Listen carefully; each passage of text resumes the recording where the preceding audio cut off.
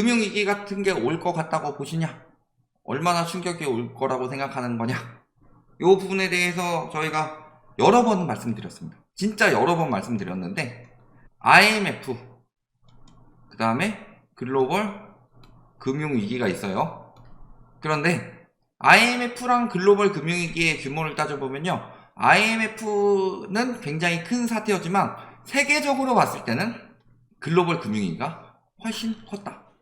근데 우리나라 한정적으로 봤을 때는 우리나라는 글로벌 금융위기 여파가 솔직히 IMF보다 적었죠. 그래서 이 두 가지 요건을 봤을 때 세계적으로 따졌을 때는 지금이 글로벌 금융위기를 넘어선 최고의 위기라고 봅니다.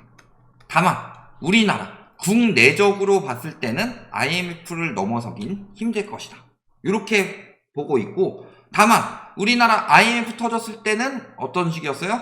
집값도 1년만 떨어졌다 하고 올랐죠. 이게 IMF 때는 워낙 크게 터져서 그런 상황이었는데, 글로벌 금융위기 때는 떨어졌다가 데드캣 바운스 나왔다가 쭉 떨어졌죠. 이런 상황이었는데 이번에도 글로벌 금융위기와 비슷하게 흘러갈 가능성이 높다. 이 부분을 이제 하나하나씩 이야기를 해볼 건데요. 첫 번째, 자, 미국에서 무슨 일을 하느냐. 우리나라 큰 금융위기 두 개 따지면 IMF랑 2008년 글로벌 금융위기, 요 두 가지가 있는데, 요 두 가지 상황에서 미국이 행동했던 것을 보시면 돼요. 미국에서 뭐부터 하느냐? 금리 인상을 가파르게 시작했다. 그런데 이게 IMF 때나 글로벌 금융위기 때보다 훨씬 더 강력하게 들어가고 있다는 거죠. 자, 미국의 금리 인상 속도를 봤을 때요, 이게 1994년이죠. 1994년에 금리를 이렇게 올리고서 이게 여파가 1997년 우리나라로 터지면서 IMF가 터졌다, 이렇게 보시면 되겠고, 그 다음에 글로벌 금융위기, 요게 글로벌 금융위기 때죠. 2006년까지 금리를 쭉 올리죠. 그래서 보시면은 이게 1994년에 올려서 거의 1년 동안에 3% 정도로 올렸죠. 이때가 거의 한 1년 정도에 3% 올렸었고, 글로벌 금융위기 때는 2년에 걸쳐서 2004년부터 2006년까지 4.25% 정도 올렸었죠. 근데 미국에서 지금 금리 거의 올리기 시작한 게 많지 않은데 2022년 여기까지 올렸고 지금 여기까지 올렸어요. 그렇다는 것은 역대 모든 상황보다 가장 빠르게 금리를 올리고 있다는 소리죠. 요것에 대해서 위험하다고 생각하지 않는 것 자체가, 위험 끝났고 안전하다 라고 생각하는 것 자체가 제정신이 아닌 거예요. 그랬을 때 그런 이야기를 하죠. 한미 금리차가 벌어졌을 때, 엄밀히 따지면 한미 금리차가 아니라 이건 미한 금리차가 맞죠. 미국의 금리가 더 높으니까. 한미 금리차는 한국의 금리가 더 높을 때 이야기를 하던 거고, 그랬을 때 환율 안 튀었다. 그럼 미국에서 급격히 금리 올린 게 1994년부터 95년까지랑 그 다음에 2004년부터 2006년까지 이런 상황인데, 환율을 보시면 언제 튀어요?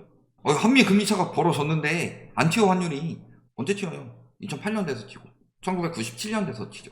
미국에서 올린 거는 94년부터 95년, 그 다음에 2004년부터 2006년, 그 환율이 오히려 떨어졌어. 미국이 막 금리 올리고 한미 금리차 벌어져도 괜찮아요. 개소리라는 거예요. 미국에서 딱 금리 인상 멈추고 난 뒤에 미국 채권 가치가 올라간다 생각이 되면요, 미국에서 금리 올리니까 미국 채권은 안 사는 거예요. 근데 미국 채권 가치가 올라간다, 금리 정점 찍었고, 그러면은 이제부터 미국 채권 가격이 올라가겠구나 하면은 사람들이 왜 다른 나라 거 사요? 미국 안전자산을 사지. 그러니까 그 다음에 이렇게 튄 거예요. 그러니까 미국에서 금리 인상 멈추면은 에헤라디야 신난다 할 때가 아니라, 미국에서 금리 인상 멈췄을 때가 진정으로 자금 빠져나가고 경제 위기가 올 때인데, 그리고 그 상황에서 미국이 계속 금리를 올리고 있다라는 것 자체가요, 그 규모를 크게 만들고 있다는 소리예요. 아까 보셨지만 IMF 때보다 금리 인상이 더 빨라요. 글로벌 금융위기 때보다도 훨씬 더 빠르고, 여기서 딱 멈추게 됐을 때 자금이 얼마나 빠져나갈 것이냐. 그러니까 이주열 총재가 뭐 한 거예요? 제가 이주열 총재를 칭찬하진 않습니다. 이주열 총재를 칭찬하진 않는데, 단 하나 잘한 것이 있다면 선제적 금리 인상. 왜냐면 미국처럼 금리 올리면 우리나라는 고통이 굉장히 심하기 때문에 차근차근 베이비 스텝으로 전부터 계속 올린 거고, 그건 선제적 금리 인상을 했다는 것 자체가 미국이 금리 인상을 굉장히 심하게 할 것이라는 것이 예측이 됐다는 소리고, 그 부분에 대해서 저희가 이야기를 하면서 2022년에는 금리가 3%를 넘어갈 것입니다, 이 이야기를 했는데, 막 상승론자 유튜버도 뭐라 그래요? 혹은 증권가에서 뭐라 그래요? 금리 2% 올라갑니다. 증권가에서 그 얘기한 거 기사만 따다 와가지고 자기 생각은 없어. 2022년 말에 2% 된대요. 금리 올라갔자 얼마 안 올라요. 집값 안 떨어집니다. 이 소리 하다가 어떻게 됐어요? 지금 금리 3.5%인데. 이것도 정부에서 시중금리 눌러서 어느 정도 상황이 나온 거지, 정부에서 시중금리 안 눌렀으면 어떻게 되겠어요? 그 다음에 그러면서 그 시중금리 올라갈까봐 기준금리 못 올리게 만들어놨죠. 한국은행에서 가계부채 디레버리징 해야 된다고 금리 더 올려야 된다는 이야기를 하고 있는데, 그러면 어떻게 돼요? 미국이 금리 인상 멈췄을 때 그 금리차가 효과를 발휘하기 시작할 텐데. 그러니까 유럽이나 영국 이런 데서 금리 계속 따라 올리고 있는 건데. 인플레이션 끝난 것 같다고 하죠. 끝났어요? 우리나라가 책정하는 통계가 이상해서 그런 거지. 지금 보면은 한 달 만에 도매가 소매가 기준으로 시금치 뭐 상추 이런 거, 물론 호우 영향도 있지만 막 2배로 씌웠죠. 어떡할 건데 이런 것도. 유가 다시 100달러 간다는 전망 계속 나오고 있죠. 저희는 그 전부터 하반기 때 100달러 나올 수 있다는 위험에 대해서도 이야기를 했었죠. 근데 무슨 이번에 금융이 끝났고 경제 안정되고 뭐 무역 수지가 회복됐니? 예? 그것도 불황형 흑자인데. 근데 문제는 상황이, 경제가 그때보다 안 좋아요. IMF 때를 생각을 해봅시다. IMF 때는 왜 위험했냐면요, 우리나라 경제가 되게 안 좋았냐. 그렇게까지 안 좋지 않았어요. IMF 터지기 전까지. 그러니까 그게 통했죠. 아, 경제 위기 없습니다. 하루 전까지, 며칠 전까지 그 얘기 했던 게 통했던 이유는요, 사는데 경제 위기가 없을 것 같으니까. 왜냐면 IMF 때까지 우리나라는 고속 성장을 했었고. 근데 그때는 외환이 급격히 없어지면서, 외환이 왜 급격히 없어져요? 외국인 자본이 빠졌으니까. 외국인 자본이 왜 빠져요? 미국으로 자금이 이동했으니까. 94년부터 했을 때 안 되겠다 싶어서 멕시코, 아르헨티나 이런 근처에서 빠졌다가 나중에 왜 그 아시아 금융위기까지 번졌냐. 이걸 생각을 해보셔야 되는 거고, 그 다음 2008년 글로벌 금융위기 때는 어디서 자금이 빠졌어요? 유럽에서. 그러니까 유럽에서 지금 미친 척하고 지금 금리 올리고 있는 거고, 그때는 유로존이었는데 지금은 유로존 탈퇴한 영국도 지금 미친듯이 금리 올리고 있는 거잖아요. 그러니까 금융위기가 올 것이냐? 당연히 오죠. 당연히 옵니다. 그래서 요거를 대비를 하라고 지금 계속 말씀을 드리는 거예요. 그 다음에 두 번째 보셔야 될 게 뭐예요? 지금 은행권 현황이죠. IMF 때 은행권 터진 건 뭐 워낙 크게 터졌으니까, 그때는 IMF 때는 달러가 없어서 기업들이 무너졌으니까 그렇다 치더라도 글로벌 금융위기 때보다 은행권 위기가 지금 더 안전하냐? 아니에요. 절대 안전하지 않아요. 왜? 첫 번째, 가계부채, 기업부채가 그때보다 규모가 상상이 안 될 정도로 커졌다. 두 번째, 커지면서 DSR 비중이 어마어마하게 늘어났다. 세 번째, 지금 부동산 PF 막 빌려줬는데 이 비리들 나오고 있죠. 그러니까 PF 비싸니까 분양가 올려야 된다 이런 식으로 이야기를 하고 있고, 근데 그게 평생 가요? 그 다음에 지금 원자재 가격 떨어지고 있는데 분양가는 왜 올라가요? 그러니까 지금 거품이 어마어마하게 심하다는 거예요. 아직도 거품 어마어마하게 심하죠. 글로벌 금융위기 때 주택 구입 가능 지수가 14 이 정도 나왔었는데 2까지 떨어졌다 지금 4 나오고 있어요. 근데 또 PIR이 10.8이 말이 돼요? 이거 통계청에서 조작한 거예요. KB에서 조작한 게 아니라 통계청에서 조작한 거죠. 통계청에서 소득을 갑자기 막 평균을 확 늘려버리고 높여버리고, KB에서는 자기네들의 이제 중위 가격, 여기에다가 통계청에 있는 중위소득 이거 갖다 쓰는 건데 중위소득을 확 올려버리니까 PIR이 뚝 떨어진 것처럼 나오지. 그러니까 통계청에서 조작하고 있는 거예요. 통계 조작은 누가 하고 있는데, 문재인 정부 때도 물론 통계 조작 이야기 많이 나왔고 봤을 때 의심가는 정황이 굉장히 많죠. 그런데 윤석열 정부도 하고 있잖아요. 그럼 지들도 하고 있는 거는 막아야지. 똥 묻은 개가 겨 묻은 개 나무라고 있는 거 아니에요. 문재인 정부 잘한 거 없어. 근데 윤석열 정부는 더 심하잖아 지금. 그래도 규제 정책이라도 해가지고 막으려고라도 했는데, 여기는 지금 가계부채 지금 하늘에서 대놓고 들이받을 정도로 이야기를 하고 있는데도 가계부채 계속 늘리고, 부동산 규제 더 완화하겠습니다, 연착륙 시키겠다 하더니 강남 바닥 찍었습니다, 이 지연을 하고 있는데. 그러니까 문제는 뭐예요? 자산 거품이 그때보다 심각하다. 근데 이 자산 거품이 심각하다는 건요, 거품이란 말을 붙이는 건 아무데나 붙이는 거 아니에요? 맨날 거품 해가지고 라이트하우스는 뭐 다 거품이래 라고 이야기를 하시는 분들도 있을 테지만, 저희는 아무데나 거품으로 붙이지 않아요. 거품은 무엇 때문에 생겨요? 부채 때문에 생겨요. 그러니까 소득이 올라가면서 집값이 올라갔으면은 저희는 거품이라는 표현 안 씁니다. 근데 소득이 올라가고 있어요 지금. 실질소득 오히려 감소하고 있는데, 근데 집값이 올라간대요. 뭘로? 부채로. 그 주담대차주 DSR이 60% 이야기가 나오고 있죠. 2011년쯤에 기사를 보면요, DSR 20%가 넘어가면 뭐라고 불렀다? 하우스푸어. 그러니까 우리나라 주담대차주는 다 하우스푸어 투성이에요. 다만 그때보다 좀 더 버티고 있는 거는 그때에 비해서 금리를 훨씬 더 낮췄기 때문이지. 그런데 문제는 앞으로 저금리 시대가 다시 올 것이냐, 이게 오기가 굉장히 힘들다는 거예요. 왜? 글로벌 인플레이션이 생겼고, 글로벌 인플레이션이 생긴 이유는 2008년부터 2021년까지 미국부터 시작해서 돈을 어마어마하게 풀어제낀 유동성 때문이다. 그런데 문제는 이런 상황에서 지금 뭐 환경 문제도 터지고 있죠. 그러니까 지금 세계적으로 지금 예측하고 있는 게 글로벌 인플레이션은 당분간 4-5%가 될 것이다.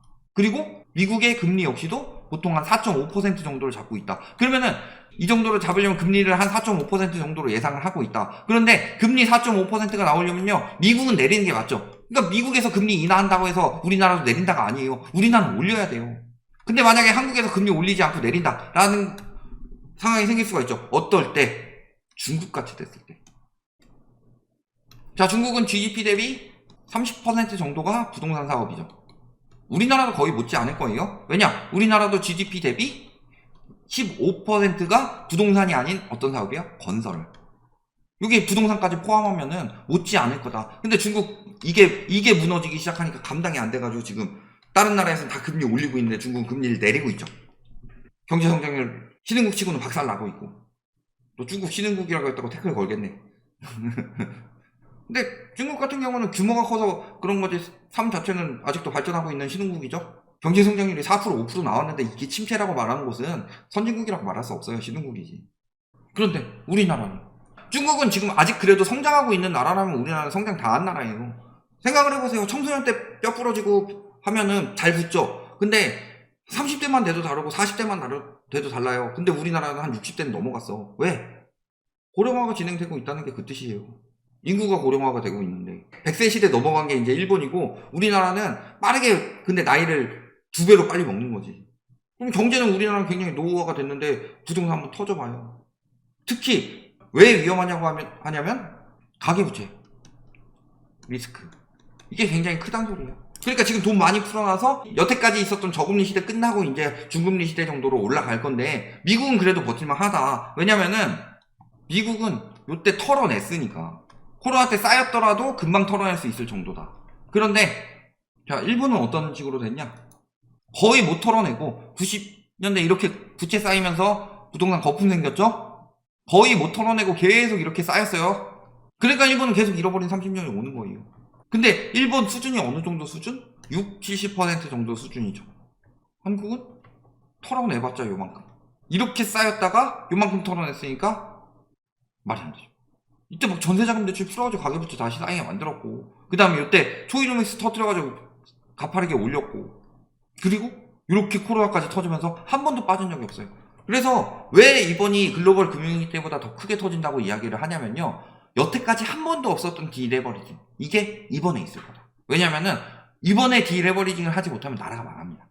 진짜 나라가 국가 붕괴 수준까지 올 거예요. 그렇기 때문에 디레버리징이 될 텐데, IMF 때도 못했고 글로벌 금융위기 때도 못했던 디레버리징이 오게 된다면 이거는 경제에 미치는 여파가 어느 정도 될 것이냐, 요거는 정확히 추산은 안 되더라도 IMF 때처럼 막 기업들 무너지는 만큼은 아니더라도, 막 대기업들, 굴지의 대기업들이 무너질 정도는 아니더라도 중소기업들 이런 것들은 굉장히 많이 무너질 가능성이 있고, 가게도 마찬가지예요. 그러니까 이런 시기에 자산을 지키는 게 최고라는 이야기를 하는 거지. 이런 부분을 보시면은 IMF 같은 똑같은 금융위기는 절대 다시 안 옵니다. IMF 때에 비해서 그래도 외환도 많이 쌓아놨고, 물론 가용 외환 자금이 어느 정도인지는 안 보이지만, 그리고 글로벌 금융위기 때 대비해서도 뭔가 또 대비한 것들이 있겠죠. 그렇지만 이번에 올 금융위기는 또 다른 식으로 올 것이고, 이 여파는 적어도 글로벌 금융위기 때보다 2000년대 중반 때보다 크게 올 것이다. 다만 근데 크게 오더라도 다른 나라들 같은 경우는 디레버리징을 해서 버틸 여력을 만들어 놨다면, 우리나라는 그걸 안 해놨기 때문에 굉장히 위험한 시기가 될 것이다. 요거를 생각하셔야 된다. 여기까지 말씀드리겠습니다.